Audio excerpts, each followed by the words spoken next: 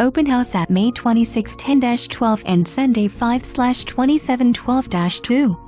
Sought after first floor master on Adams Corridor, West Adams, HS. This stunning home has 2820 square foot, 3-bedroom, 2.1 bath and is an open and updated home. Situated near the end of a dead-end street, home has amazing landscape and finishes, and built-in pool. Front facade updated in 12 with flagstone, porch is aggregate. Kitchen remodeled in 2012 and the baths in 2008. Hot tub room on the FF can be used as office or kids playroom. Pictures done? T-Lie, this home has been lovely kept up and updated since the day the homeowners moved in. Furnace 13, air conditioner 18, tall toilets throughout 17, pool heater 10. The outside boards were replaced, caulked and painted in 16.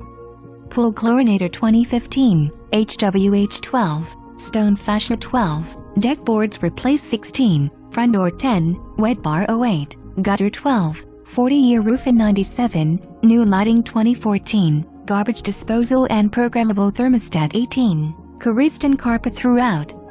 This is the home you have been looking for. Musson-Van Hoosen-Adams.